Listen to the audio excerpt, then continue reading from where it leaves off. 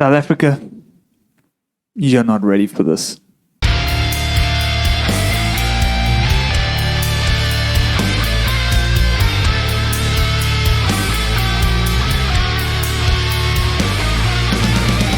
Welcome to the But I Don't Know podcast, the podcast where we discuss our opinions. My name is John. My name is JP. Jean-Pierre. Don't say my full name. I mean, don't invoke my full name. I've summoned the JP. Welcome, man. Thank One you of for those being people, here if you today. say my name 3 times, I just appear behind you. It has to be in a mirror, though. But anyway, so welcome to our podcast. I'm JP. I'm John. This is JP. I'm John. Oh, my word. The most chaotic introduction we've ever had. Actually, not really. I Not think it's really. been worse than this before. For those of you who are joining us for the first time, it usually goes about this chaotic for the first minute or two. But thank you so much for jumping onto this podcast. It's super cool to have you here. And if you're watching on YouTube, how's it as well? It's cool to have you there. Leave a comment down below if you like. Today, we're going to be discussing a little bit of a follow-up from last week's conversation somewhat.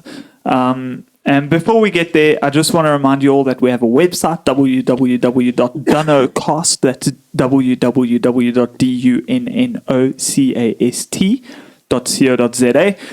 If you /merch on that URL, then you'll get to our merch store, our merch page, and you can buy some cool shirts. And I know last episode we said we'd hopefully have some new merch out soon, and we're still saying the same thing. Hopefully we'll have some new merch out soon. And yeah, check it out. If you want to support us, buying a shirt is a good way to do so.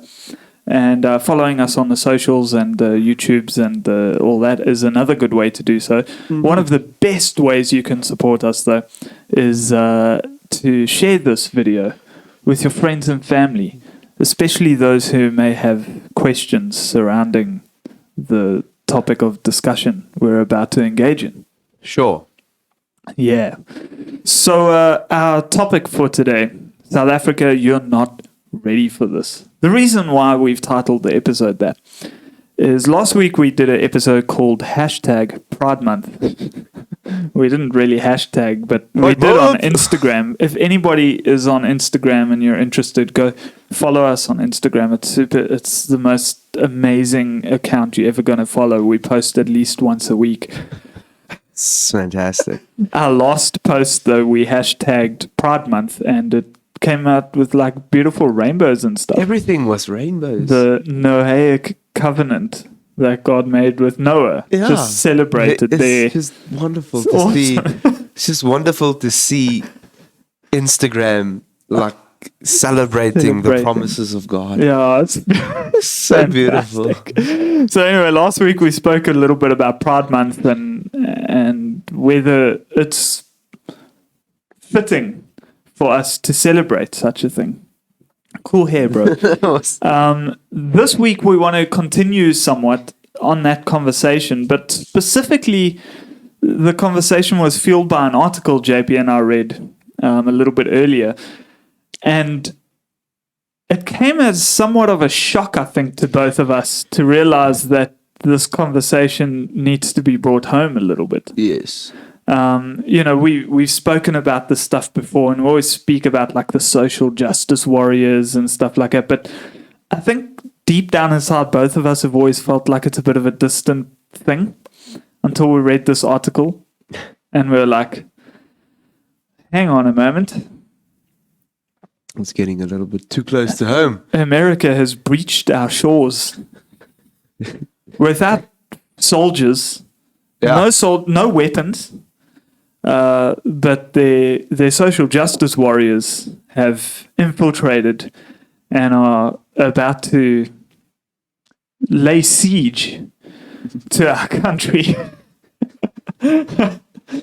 So, JP, tell us a little bit very briefly about this article and the reason why we've decided to do this episode today.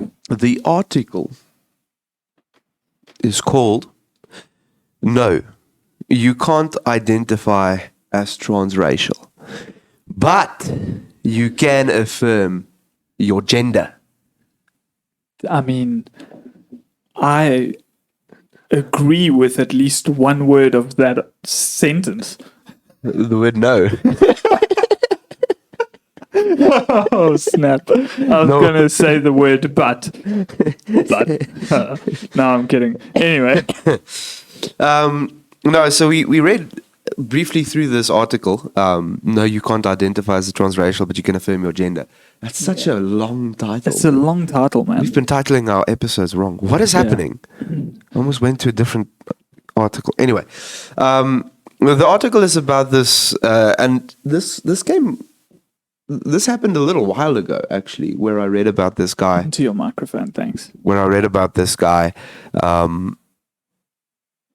who came out as a transracial person, identifying as a Korean person. He's a British person. You know, he's a Brit, isn't it? as white as can be. Okay? And I'm not saying that to be funny, but like, look at him. Look at that. Look. Yeah. You don't. Yeah. Like, I wonder if, while you're talking, I'm going to see if I can pull up a photo on the video for the YouTubers to see. yeah, you do that. So, UK dude, right? Yeah. Has a British accent as posh as the Queen's herself, right? Coming out and spending thousands of British pounds Yes. on plastic surgery and such Sure. to transform himself into a Korean dude. Yeah. And he identifies as Jimin. Jimin, who is a member of the K-pop band BTS. Ah, yes, indeed. And Gotta love me some K-pop. I'm not even going to joke about that. But he has spent thousands of British pounds on plastic surgery and surgery, like I said, to look like this BTS pop star, Yeah. Jimin. Yeah. And he's come out and said that actually he identifies as a Korean bro. A Korean bro. Yeah. Ah. And so gotta the love reason them Korean bros. Yes, and so the reason why we thought we were going to speak about this in the context of South Africa Yes. is specifically because the article was published on a news site called Yes. News 24, Yes. which is a South African news It is site. indeed. And if you read the article, it is clear that the person who wrote this article, who is a South African, I presume. Yes. How presumptuous of you. How presumptuous of me. If not, then at the very least, the people who posted this article on a South African news site, Yeah. they affirm the basic idea of gender ideology, that one can affirm your own gender. Yes. Yes, they definitely subscribe to that worldview. So let me read the sentence. Before you do, for those of you watching on YouTube, there's a picture of a UK K-pop UK dude. Korean bro. Yeah, that's about as European as they come. Let's move along. So you said you were going to read for us a little portion of So something. just the sentence that that led me to this conclusion, saying that they affirm the ideological outlook of these people, Yeah. who perpetuate this idea. Mm-hmm. The sentence is: gender is our internal sense of self, whether that be man, woman, neither, or both.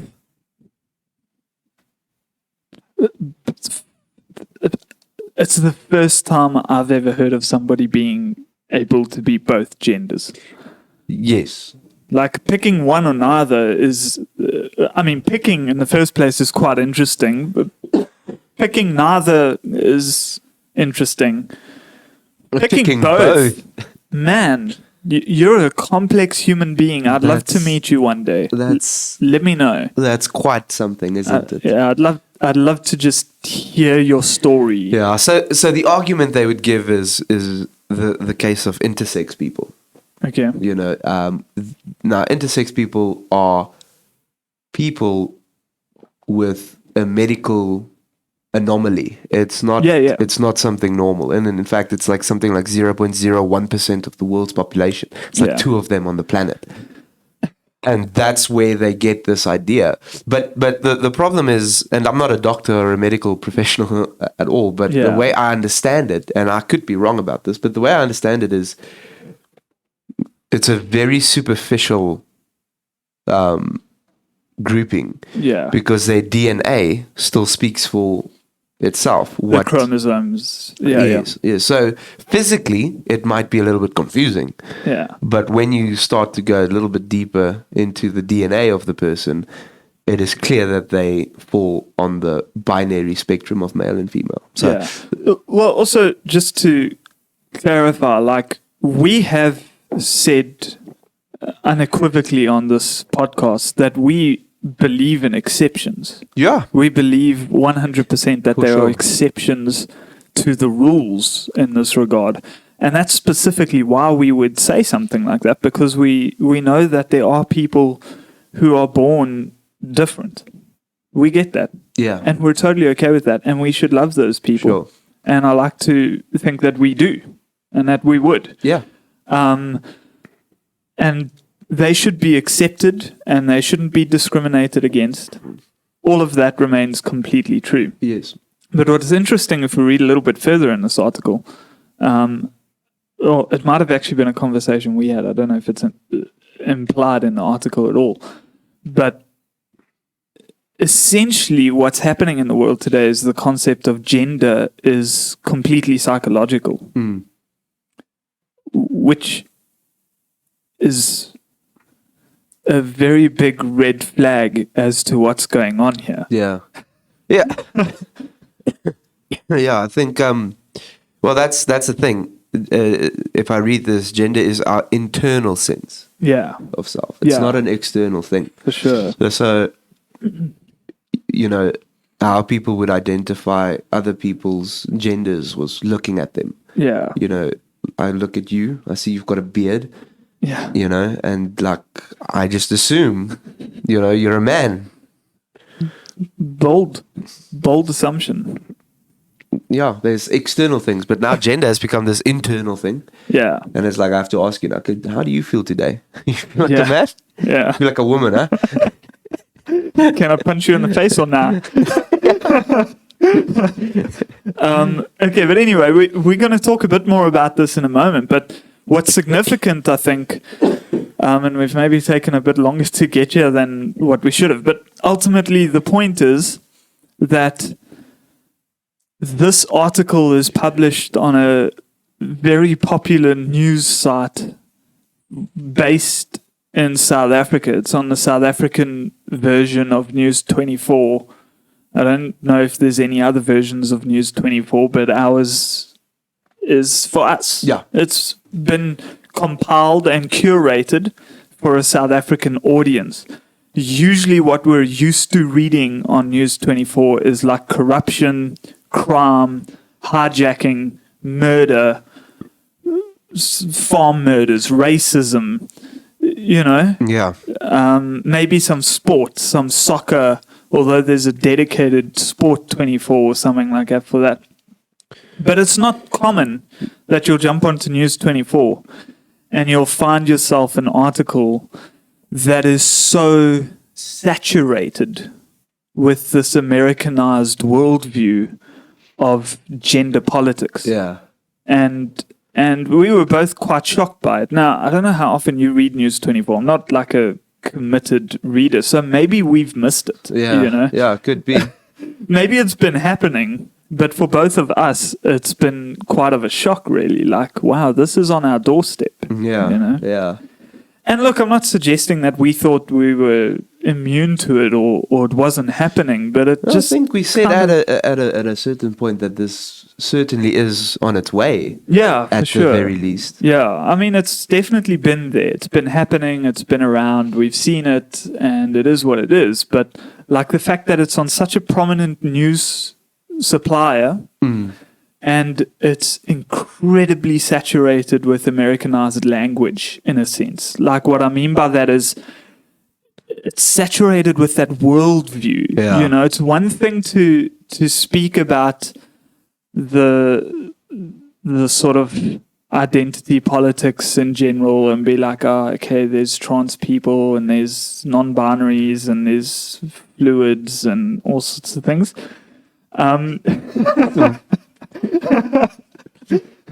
But this article has this incredibly strong,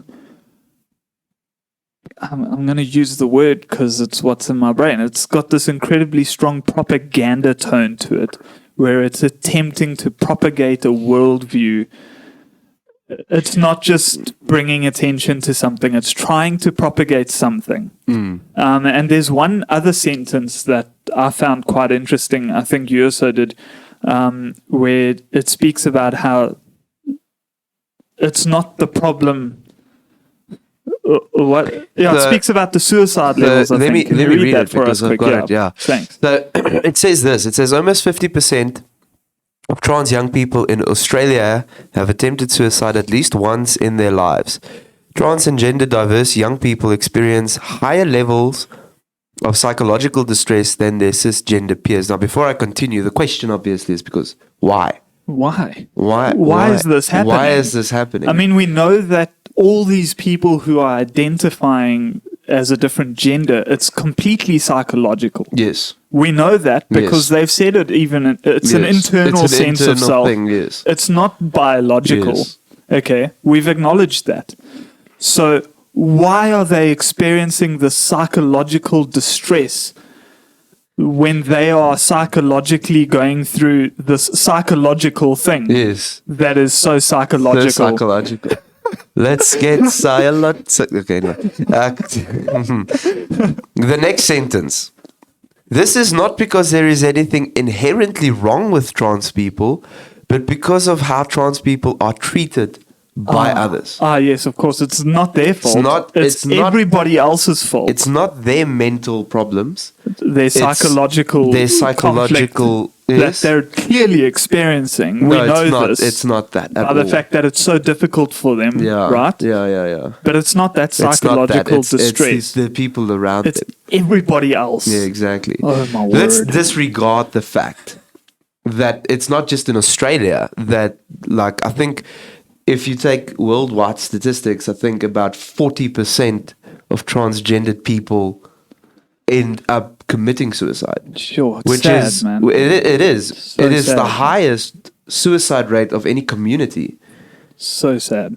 Like ever. And it begs the question as to, if you look at like a place in America where they are so inclusive.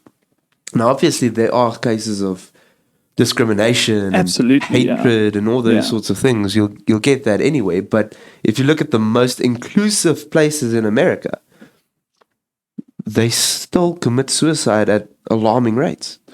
And here's the thing though, right, is that doesn't make us happy. No. We're not happy to point this out. Also, we could be wrong about everything we're saying. Just of course. Disclaimer. Look at the name.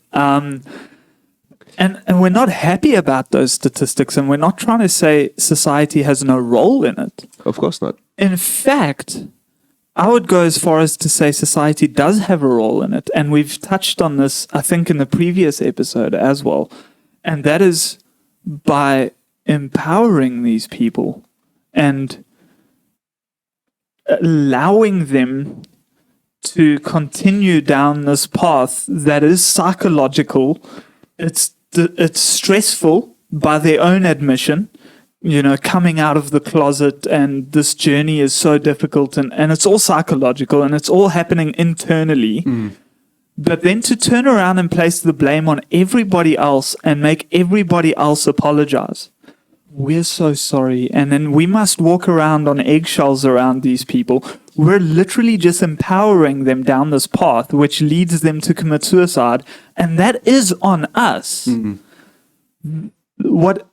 I just feel like the accusation is misguided, because the accusation is that it's because we're discriminating against them that they're doing this. Yeah. No, it's not because of our discrimination. It's because we're enabling them. Yeah. It's because we're allowing them to walk down this path, and we're so scared to warn them of anything because of our fear of discriminating them, that they just keep walking and end up walking off the cliff. And then the finger gets pointed at us, and it's ridiculous. Yeah. Anyway. Yeah, and I think I also touched on this last time, is literally gender dysphoria was a diagnosable mental disorder. Yeah, shot. To the point comparable with like schizophrenia and bipolar disorder and those sorts of mental disorders, where there's literally a physical aspect of your brain, there's something wrong there. Yeah. And that's what's causing this belief. Because I don't believe for one moment that a transgendered person who would go through surgery and mutilate their bodies, essentially, I don't believe that they chose that just, let's try it, you know? Yeah. I believe that they are experiencing the belief, a delusion, believing that they are in fact a member of the opposite gender.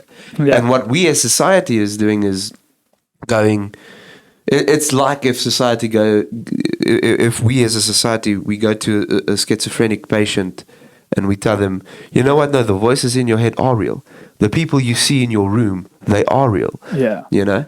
It's not just because nobody else can see them doesn't mean they're not real. It's your experience. Yeah. So it's real. So, and affirming the delusion. And if somebody says otherwise, they're discriminating against you. Exactly. And it's like, well, is that really the best care for a schizophrenic patient? Yeah.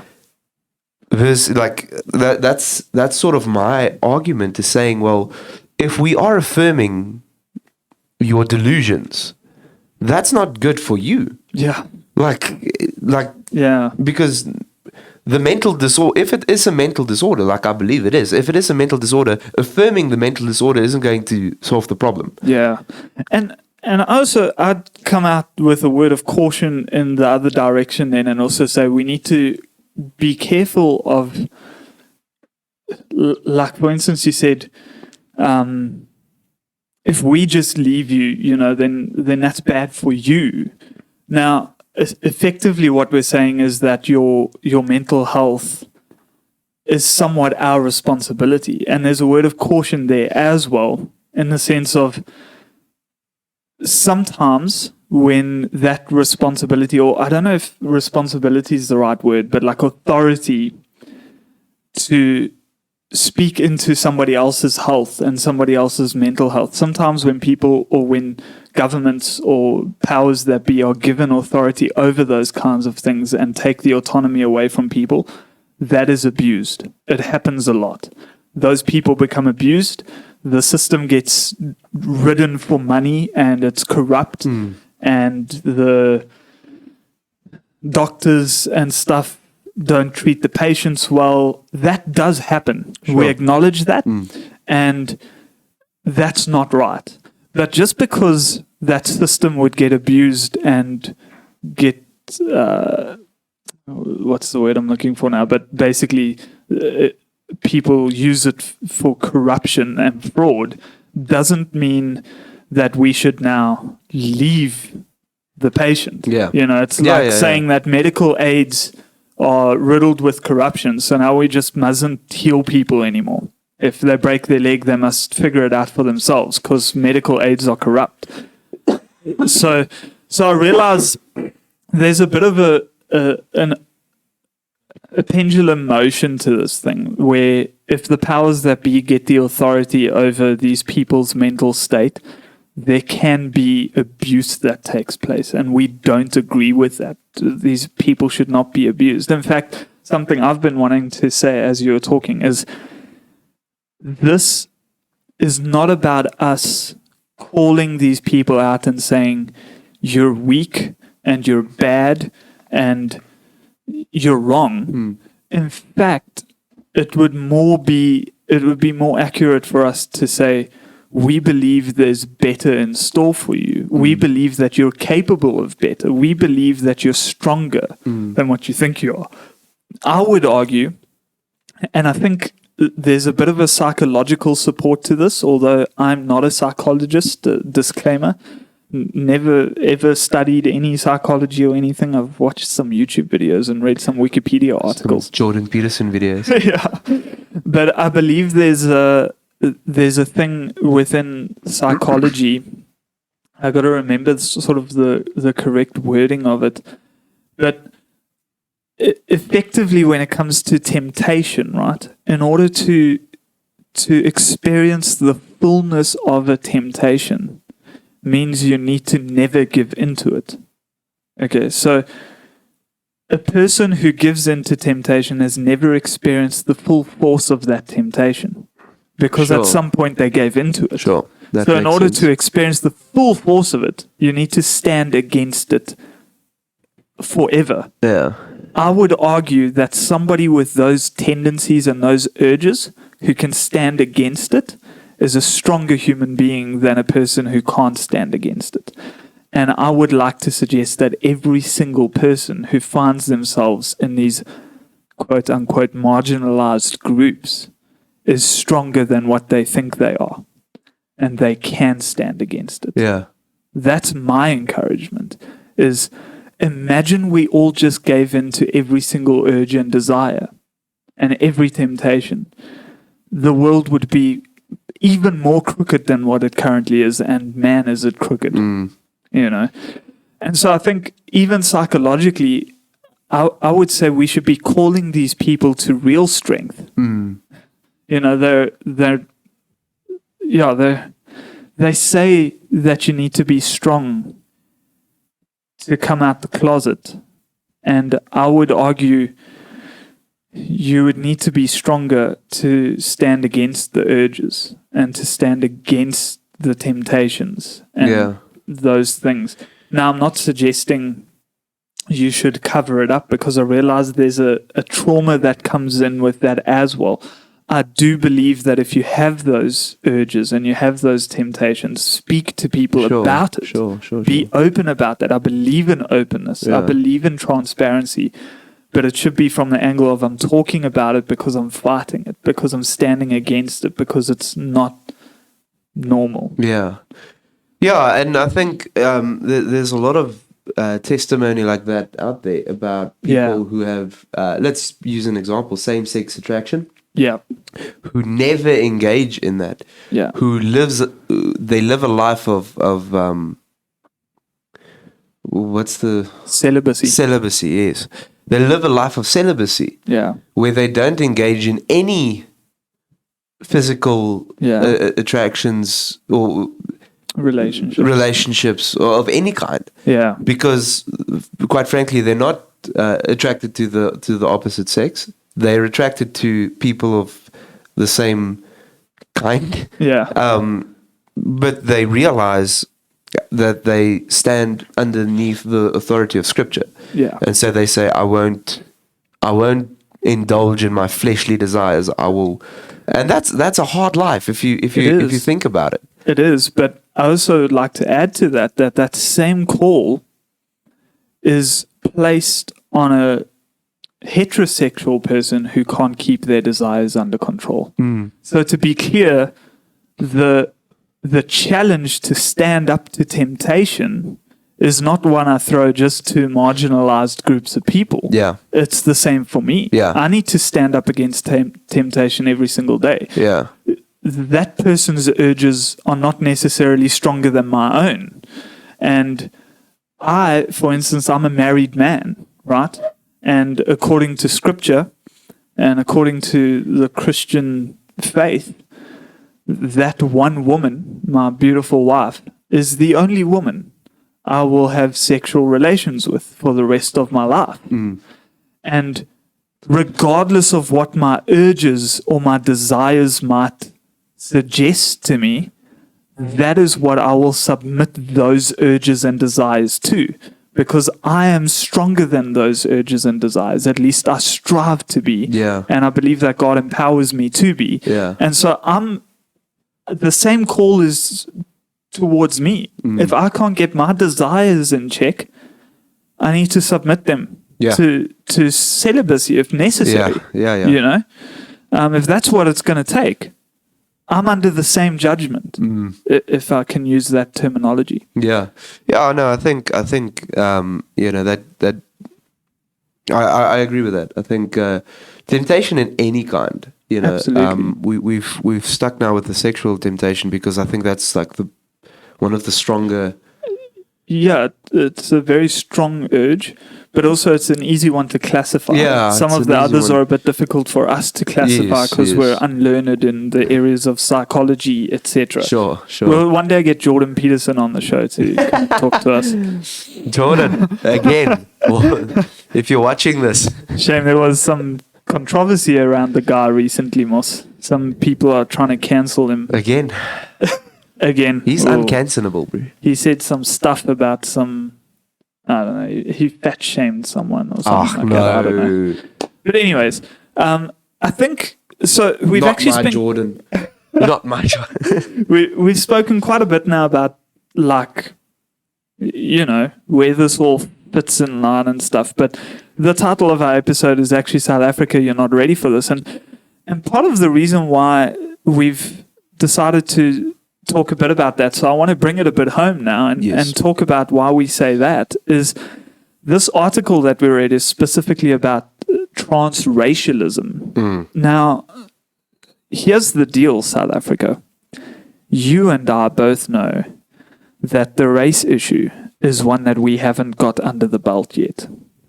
Like I'm talking, if we just consider race, we ignore this article we read, we ignore the complications of people and their psychological distress and trauma, and we just say you've got the Rainbow Nation, South Africa. We haven't figured out how to speak to one another properly yet. We haven't figured out how to treat one another properly. We haven't figured out exactly what words are offensive and what aren't, and how can I speak about this person? We've made some great progress. Let's not beat around the bush, but man, we're so far. You know, people like Julius Malema, who's literally a massive political public figure, he hasn't even figured it out yet. You know, the kinds of slurs that he throws around towards Afrikaans people is shocking. Yeah. I'm surprised that he can get away with that kind of thing. And this is a guy who's right at the top of the ladder. And if he hasn't figured it out, I mean, let's just not speak about the average person, you know. And that's not, I mean, there's the AfriForum and Solidariteit, and these guys, their language is also, man, they tread Right on the edge, yeah. They tread on thin ice, you know. We haven't figured it out. We cannot deal with transracialism in this country. We don't have the capacity. No, not at all. If people start coming up with discrimination against transracial people all of a sudden, we're still trying to deal with just standard racism. Like hear me out. I know it sounds weird, but like, we're not ready for version 2, man.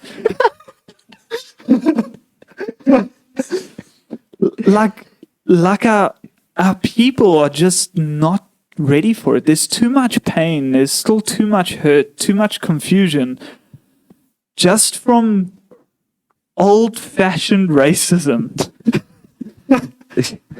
Like, we've got a lot of work to do before we know even how to deal with that. Yeah. And now you introduce the complexity of what these first world countries are trying to do in their countries.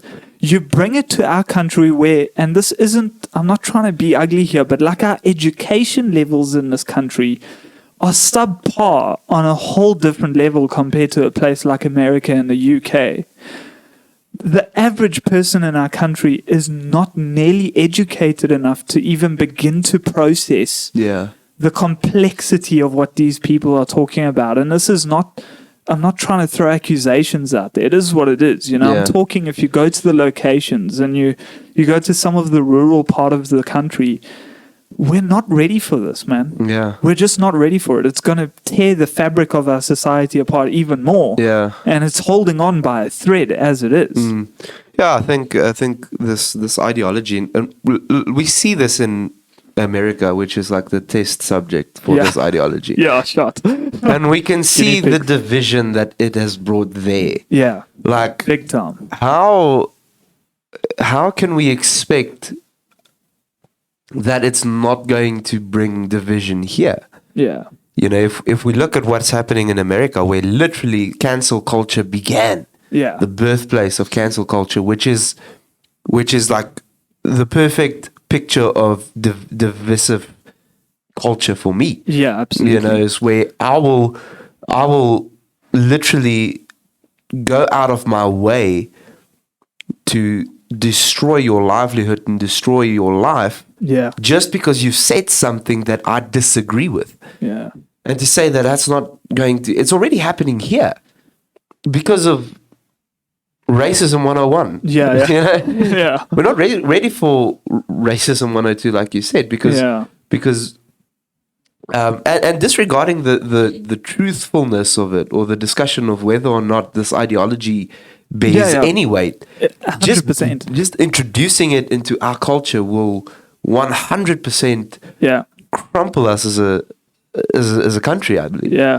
No, that's, I wanted to also say, this is, like you were saying, yes, there was something specific you said that I wanted to latch onto. But we're not suggesting here that, like, I can't remember the exact words you said, but what I wanted to say is, it's not suggesting that the way to peace is to avoid these things. Yeah. You know, you're speaking about division and stuff like that. Now, some people would argue, yes, this is a divisive worldview, but it brings some people freedom. Okay, these people are oppressed and they need freedom. And let's for a moment assume that you're right. The way to set them free from their oppression is to just tiptoe around them and never say anything vaguely discriminatory, and just let them bask in the ambience of their psychological distress. Sounds like such a nice thing to do to somebody. But anyways, let's assume that's the right way to do this, right? Now is not the time for us to do that in this country, because the reality is, if you think that this is oppressive, I think it's my dishwasher. Don't worry about it, bro. It's not a bomb that's about to go off. In this country, the oppression one feels for being part of the quote-unquote marginalized groups will not compare to the oppression you're going to feel when you're starving to death.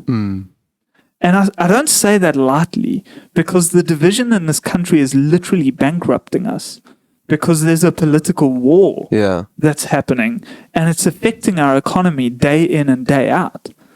And this isn't all about, oh, we want to be a rich country. No, I'm not saying this is all about pursuit for money. There's hungry people in this country. The statistics in this country about who earns enough money to feed themselves is shocking. Yeah, no, it is. Like, it's really shocking how many people are living under the breadline in this country. And this kind of division is going to contribute to the economic collapse, because everything invariably becomes political, and the political sphere in this country can't handle it. Yeah. We're not there. We're just not there. We need a little bit of standing together at this point. We don't need more division. Yeah. We need to come together. We need to be like, we need to build a better country, not for the wealthy, rich guys who are putting 4 million rand in their sofa at their farm, but for the poor people who can't afford to eat week in and week out. That's why we need to build a better country.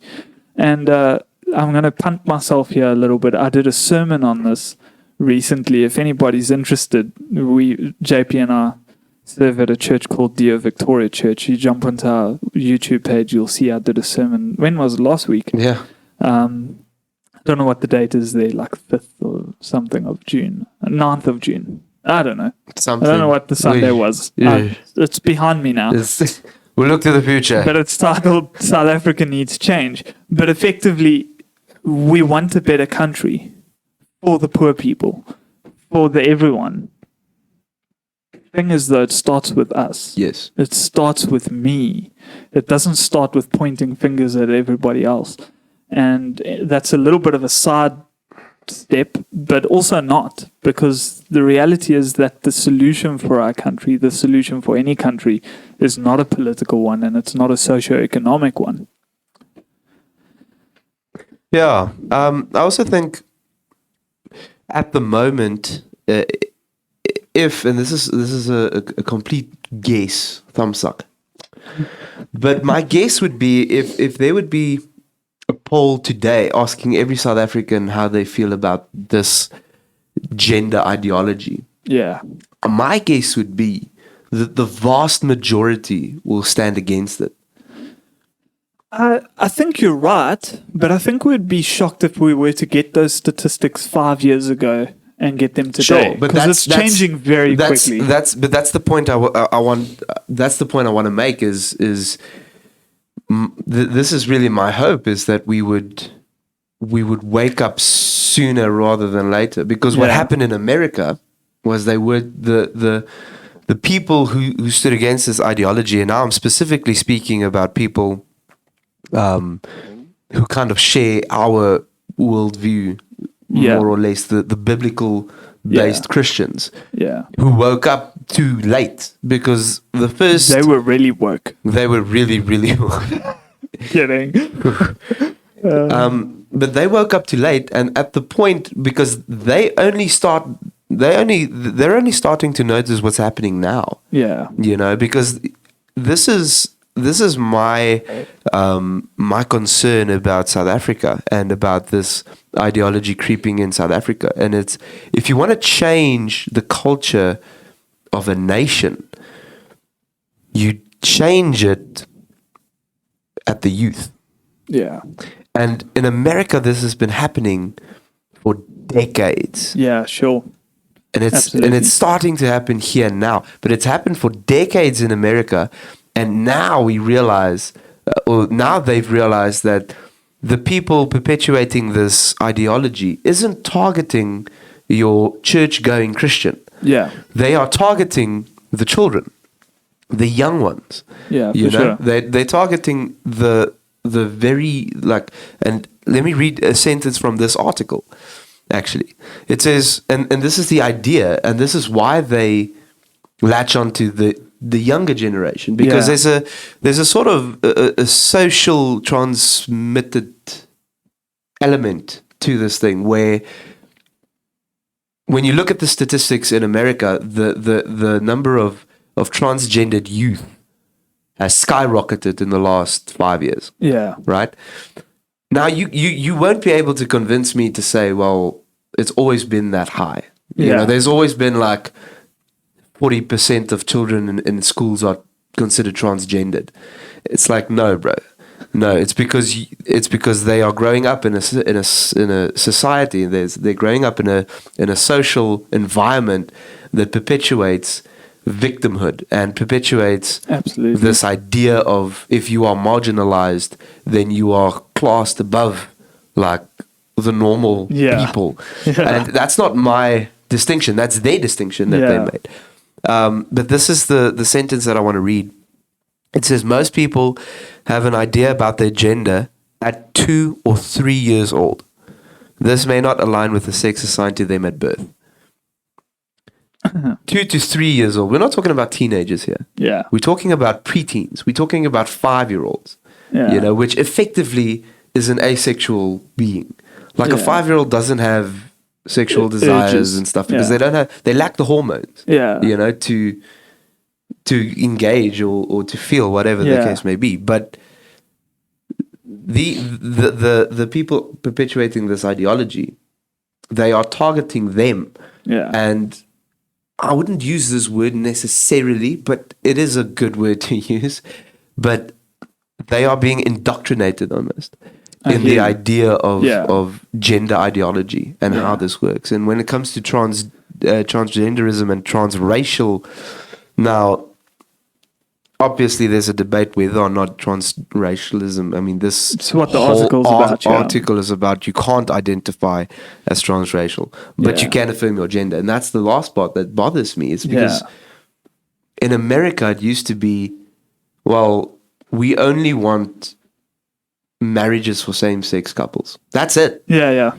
And we've gotten to a point where now they are perpetuating an idea of pedophilia Yeah. as an accepted sexual orientation. Yeah. And it's like, how have we gone from there to here? Complacency. That's the thing. Societal complacency. That's the thing, and that's exactly what I brought up and what you said is, if you go to America and you did a poll 40 years ago, asking how many people would accept this ideology, you would see a much bigger number than now. I mean, the vast majority of Americans still don't agree with what is happening, but the number has gone down and down every single year. Yeah. And the same is going to happen in South Africa. Absolutely. Where they're going to target the children. That's my prophecy for the Calvinists out there. Oh, snap. They will target the children. Yeah. And I mean, we've seen there's a high school here in Newcastle. I'm not going to name any names, but there's a high school here in Newcastle with a transgender kid in it. Sure. I don't know if you know this. No. There's a high school here in our town with a transgender teenager in it. It's happening. It's here. This is what is happening. And I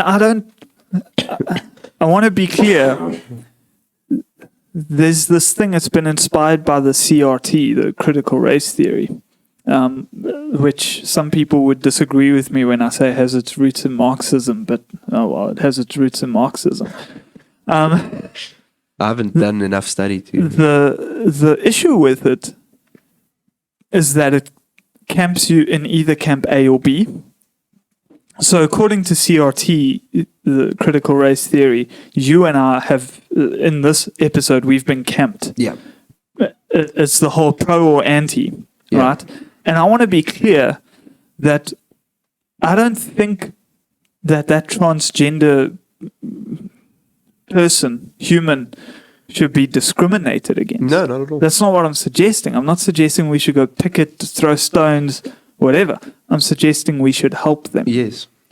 We should encourage them to be strong.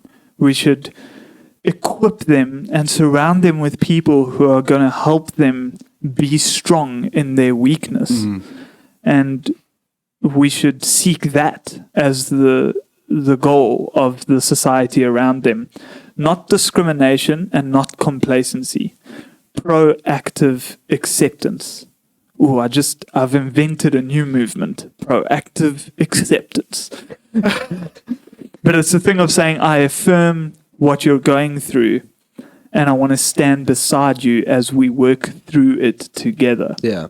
I wanted to help you work through it. Yeah. Because you're part of us. Yes. And there's this ideology that was emanating in South Africa years and years ago, that most of these, and South Africa, I want you to know this, that this social justice movement, this whole awareness, wokeness thing, doesn't align with the concept of Ubuntu, which is, if I understand correctly, I am, because we are. It's this essence of, I find my identity in the community in which I live. This thing is coming in and saying, I find my identity solely, strictly in my own feelings and in the way I feel, regardless of my community and the people around me. They mean nothing. Yeah. I am everything. The only thing that they matter is whether they discriminate against me or not. Yes. That's the only role they play in this whole equation. And in South Africa, we were perpetuating this beautiful thing of Ubuntu, this thing of togetherness, this thing of everything I do and say affects my neighbor, and therefore I need to be mindful of what I do and say. And in fact, I can't find my identity by myself. I need people around me to help me find my identity. Yeah. And I actually happen to think that there's a lot of biblical value in the concept of Ubuntu. Now, it is an African traditional religion concept that's branched from their ancestral worship and stuff, and I don't affirm all of that, but there's a lot of value in the concept of Ubuntu that says, when we come together as a community, it's where we find our identity. Yeah. Now, obviously, we believe in finding our identity in Christ, but if we really read the Bible, we see that the scripture teaches us that our identity is in the coming together. Sure. It urges us to not forsake the gathering of the saints. We come together, we're a body, 1 Corinthians 12. We can't be that body without being together. Just because the eye says I'm not a foot doesn't mean it's no longer part of the body. It's still an eye. You can't escape it. Yeah. There's a little bit of a challenge to anybody out there, any of you Christians who like to never go to church and never gather with other believers. Anyway, 1 Corinthians 12, man. Go read it. Go read it, yeah. That's all I'm going to say. But yeah, so this worldview and stuff is coming in and somewhat attacking that South African motto of Ubuntu. Now, I know, I think it might have even been Julius Malema at some point even challenged the concept of Ubuntu somewhere along the line. I know it's a concept that's being challenged and some people don't accept it anymore. Some people think it's a farce or it's fake or it's wrong or it's bad or whatever. I'm just saying South Africa's not ready for this, man. Mm-mm. We're not ready for it. In fact, no country in the world's ever ready for it. But like, I love our country, and I want to see us flourish. Yeah. I want to see the people around me flourish.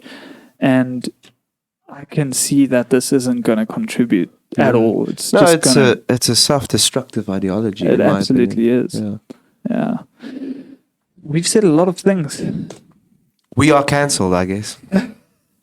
We've said a lot of things on this episode today, and there was one other disclaimer I wanted to make. I just want to think about it. What was the last point you made before I was talking? You were about like teaching. It starts at a young age, Yes. They sort of propagate this in the schools. Yes. There was a disclaimer I wanted to make there somewhere, but anyway. Yeah. Well, my point was that this is what they've done in America. Yeah. And if we look at the similarities between how it started in America and how it's starting here, that's the route we are on. Yeah, for sure. But let me make this disclaimer. Anything that offended you on this episode, we didn't mean it the way it offended you. We meant it a different way. We meant it in a nice, loving kind of way. Yes. No, I'm kidding. Sometimes, offense is what it is. Truth. Here's the thing, right, about truth. And I don't know who said this. Maybe I did, and I attributed it to someone else. Quoting yourself, yeah. But truth is exclusive. And because of its exclusivity, it will be offensive to someone. Yeah, that makes sense. That makes sense to me. And we're pursuing truth here on the But I Don't Know podcast. That is what we do. If you go listen to our first 3 episodes, you'll get a bit of clarity as to what we're doing here and why we do this podcast. So if you've listened to this whole thing and you're like, what are these guys? They haven't planned anything they're saying. Go listen to the first 3 episodes. You'll understand a little bit better about what we're doing and why we just had this conversation on a podcast. So, yeah, we want to send this message out to the world, specifically South Africa. We want to say that we believe that there is a better future for you, and we believe that people are stronger than what the world gives them credit for to fight their quote-unquote demons. We believe that there is a source of strength that can empower you beyond your own potential even to fight against your demons. And we want to call the world into that better state of being. We want to call people into the better versions of themselves. And the better versions of themselves are the ones that can withstand the temptations and desires that creep up internally. May the hearer understand. These desires and these urges that creep up from inside of us, and even those that oppress us from outside of us, we believe that you can be strong enough to withstand those temptations and desires till the day you die. And we believe that that is a successful life. Giving into those temptations and desires is not successful. because ultimately what you're doing is you're submitting to something that is smaller and weaker than you are, and you're giving into it. And there's no need for you to. You are the crown of creation.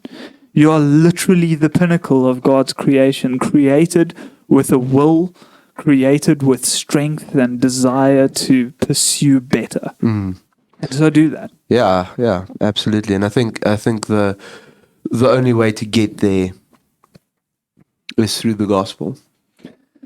Ultimately. I mean, we definitely do believe that. Yeah. We definitely hold to that. So Christians, go and preach the gospel. Amen, man. Amen. Don't forget to check out our website, www.dunocast.co.za. It's www.dunnocast.co.za. Check us out on the social networks and stuff like that. Get in touch with us. Send us an email if you must. If you must. If you must. And we'll see you on the next episode.